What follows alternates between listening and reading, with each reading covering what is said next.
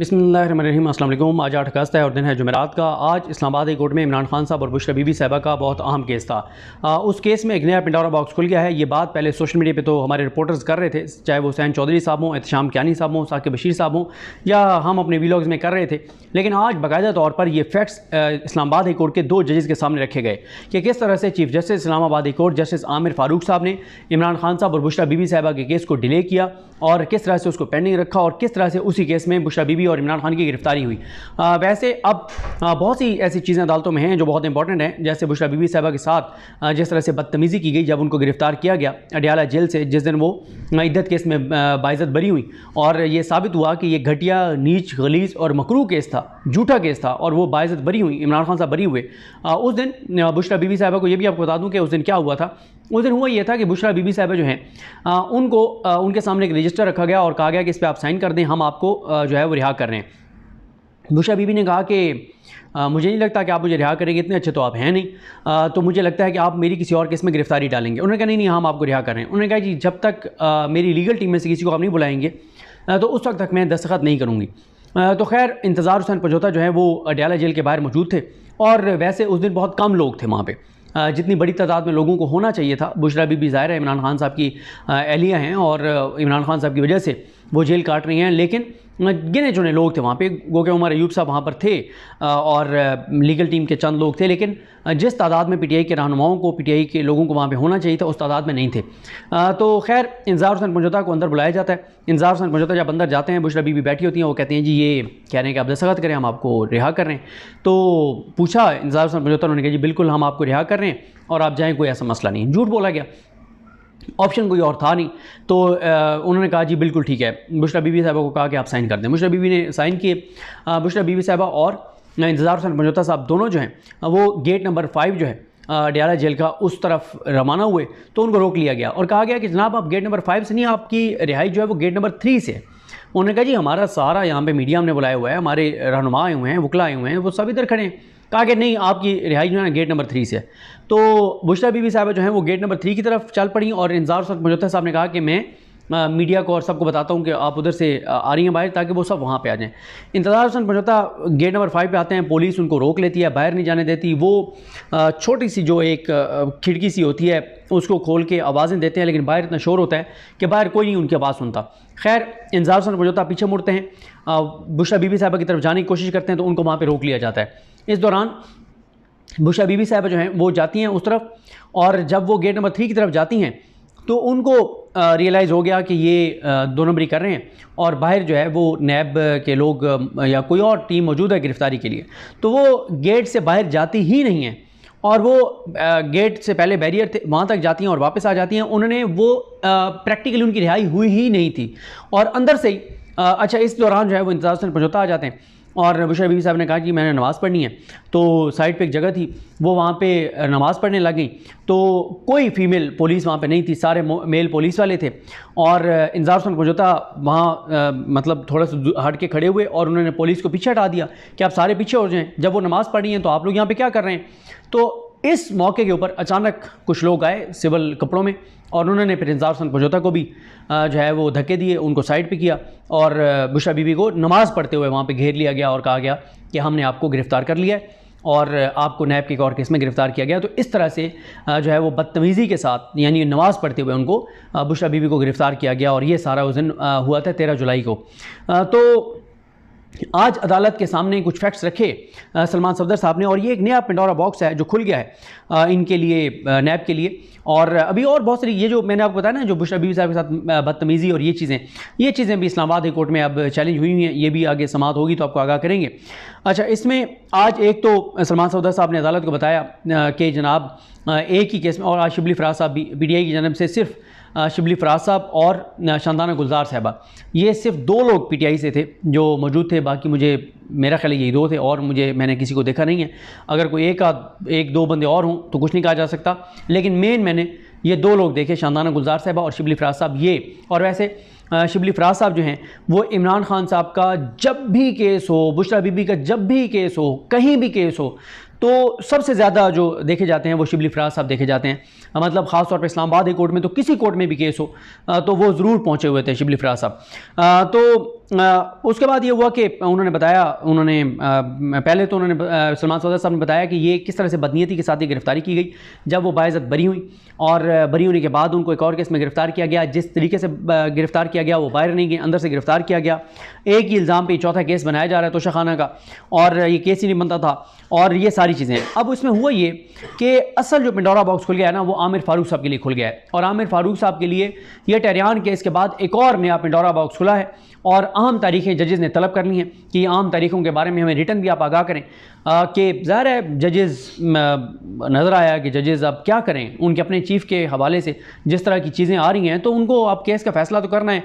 उन्होंने तारीखें तो लिखनी है, उन्होंने कुछ तारीखें लिखी और बाकी उन्होंने कहा कि हमें रिटर्न दे दें जो बातें आप कर रहे हैं। और जजेज़ मतलब अब मैं एक्सप्लेन नहीं कर सकता उनकी बॉडी लैंग्वेज क्या थी, मियां गुल हसन औरंगज़ेब साहब या अरबाब मोहम्मद ताहिर साहब, तो ज़ाहिर है उनके लिए एक मुश्किल भी होता है कि आपके अपने चीफ जस्टिस हैं, और उनके हवाले से ये जो इस तरह की उनके मतलब अब क्या लफ्ज़ इस्तेमाल किया जाए, कारनामे और करतूत तो मतलब यहाँ पे मुनासिब अल्फाज नहीं है, मतलब उनके चलें कंडक्ट के हवाले से जो चीज़ें आ रही हैं वो अब एक मुश्किल होती है जजेज़ के लिए, जूनियर जजेज़ के लिए, कि आपके सीनियर जज के बारे में बताया जा रहा है कि किस तरह से उन्होंने इमरान खान और बुशरा बीबी की गिरफ्तारी के लिए अपना किरदार अदा किया।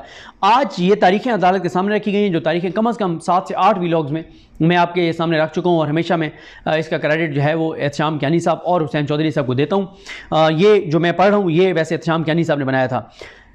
हुआ ये था कि बुशरा बीबी और इमरान खान को पहले एक नैब फौजदारी केस था, तोशाखाना फौजदारी केस था जिसमें इमरान खान साहब को सज़ा हुई, फिर एक तोशाखाना नैब रेफरेंस था उसमें सज़ा हुई, फिर इमरान खान साहब और बुशरा बीबी पर एक और तोशाखाना के हवाले से एक FIR दर्ज की गई। ये चौथा केस है जिसमें हुआ ये कि इनको नोटिस आए। वो नोटिस बुशरा बीबी साहब और इमरान खान साहब ने चैलेंज कर दिए, सलमान सफदर साहब, उस्मान रियाज गिल साहब, इन वकला के ज़रिए इस्लामाबाद हाई कोर्ट में, और कहा कि ये नोटिस ठीक नहीं है, ये हमें नोटिस नहीं भेजे जा सकते थे क्योंकि पहले ही इमरान खान और बुशरा बीबी कन्विक्ट हो चुके हैं तोशाखाना केस में, तो ये अलग अलग इस तरह से केस नहीं बनाए जा सकते। और फिर इंतज़ार हुसैन पंजोता ने गुज़िश्ता समात पर अदालत को बताया था कि जिस गिफ्ट के ऊपर इन्होंने ये केस बना रहे हैं वो उस फ़र्द जुर्म की लिस्ट में शामिल था जो पहले फ़र्द जुर्म आयद हुई थी। अच्छा, अब हुआ ये कि जब उन्होंने नोटिस चैलेंज किए तो 2 मई को उन्होंने ये नोटिस जो है वो चैलेंज किए, दरख्वास्तें दायर की।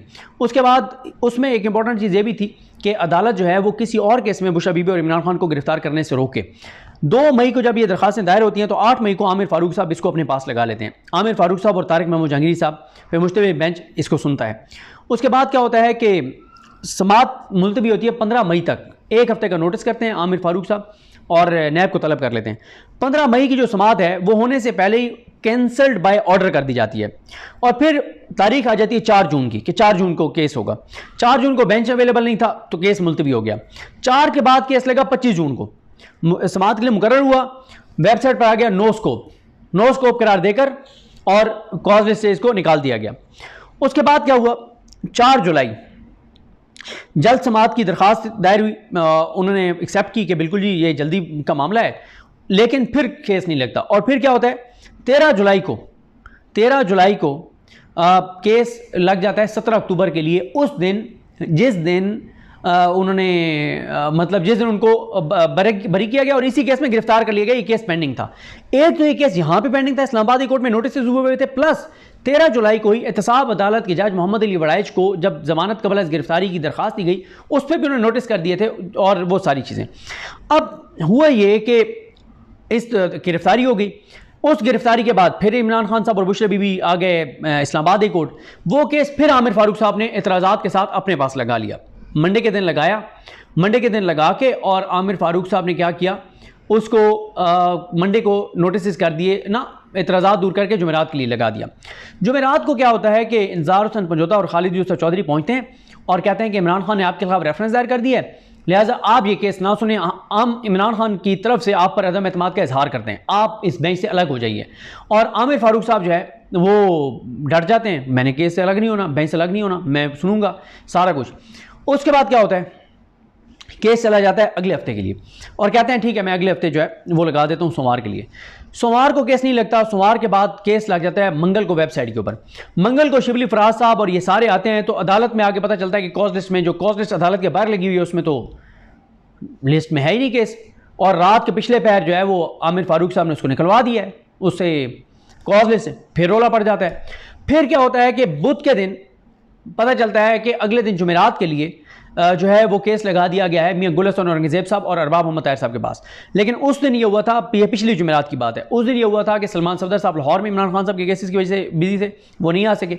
इंतजार हुसैन पंजोता साहब पेश हुए थे, तो उसके बाद आज के लिए केस रिजन हुआ था, आज जुमेरात के लिए। आज सलमान सफदर साहब ने अदालत में पेश होकर ये कहा, दलाइल दिए और कन्विंस किया अदालत को कि इस केस के साथ उस केस को भी सुना जाए जो आमिर फारूक साहब ने अक्टूबर के लिए लगाया हुआ है। उस केस को इस केस के साथ लगाए बगैर ये केस मंतकी अंजाम तक नहीं पहुंच सकता। अब जजेस ने फाइल जो है वो आमिर फारूक साहब को भिजवा दिया है, चीफ जस्टिस इस्लामाबादी कोर्ट को, इख्तियार उनका है बेंच बनाना, उनके पास ये मामला भेजा है और लिखा है कि जो सलमान सफदर साहब हैं, इमरान खान साहब और बुशरा बीबी के वकील, उनका ये कहना है कि उस केस को इस केस के साथ सुना जाए या इस केस को उस केस के साथ सुना जाए, और ये है अर्जेंसी का मामला, तो आप अब इस पे जो भी बेंच तश्कील देना है, जब के लिए भी लगाना है लगा दें। अब ये मामला आमिर फारूक साहब के पास पहुंच गया है। अब ये इम्तिहान है तहरीक इंसाफ की लीगल टीम का।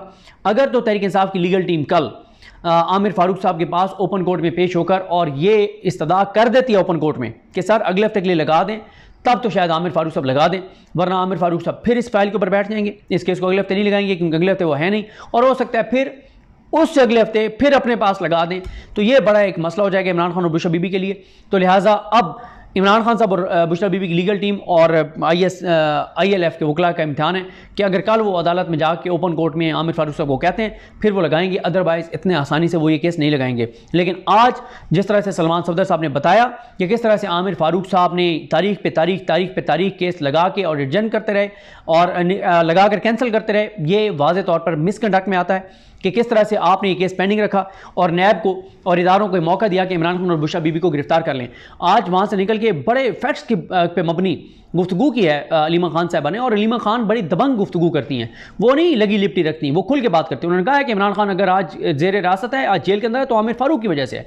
और ये अलीमा खान साहबा ने, जो ATC का जज है लाहौर वाला, वो भी चाबी वाला खिलौना बना हुआ था, वो हर तारीख पे एक नया बहाना हो जाता था आईओ का, तो उन्होंने बड़े गुज़िश्ता समात में बड़ा आड़े हाथों लिया अलीमा खान ने। उन्होंने कहा हम अपनी जो इमरान खान की दोनों बहनें, हम वापस ले लें अपनी दरखास्तें ज़मानत कबल अज़ गिरफ्तारी की, हम आप करें हमें गिरफ्तार। उन्होंने कहा आपने ड्रामा बनाया हुआ है, ये आईओ आता है कभी जो है क्या मसला है, कभी क्या मसला है, ये झूठ बोलता है, गलत बयानी करता है। जज को बहुत आड़े हाथों लिया अलीमा खान ने। उसने कहा इसको तो जेल में भेजें आईओ को, इसने झूठ बोला है।